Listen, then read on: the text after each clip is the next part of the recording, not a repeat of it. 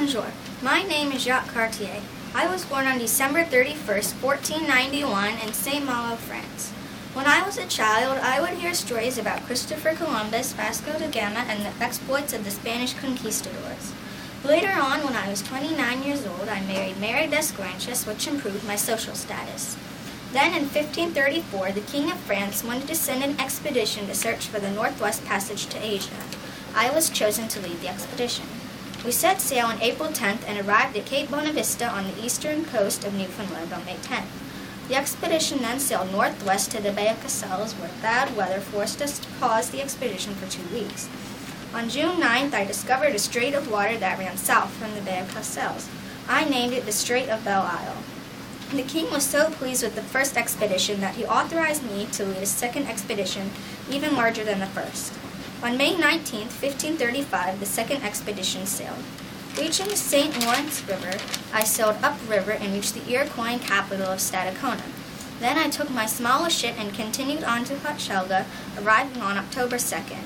I started to head back to France in early May of 1536, arriving in St. Malo on July 15th.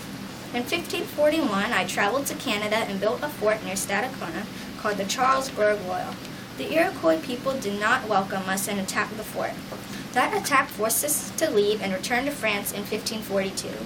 I spent my last years in St. Malo and passed away in 1557. This is a compass because I was a navigator.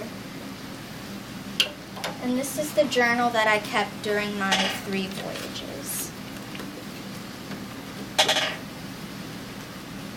Can you show us on the map where you... The white lines here show my route in 1534, and the darker lines show the route in 1535. So it was in eastern Canada, right? Yes. And could you stand to the side so we can see your timeline? Is there anything you want to point out on your timeline that's especially interesting? Hochelaga means beaver dam or beaver lake. And that's what you named the land after that you discovered? Or the village? Yes, the village.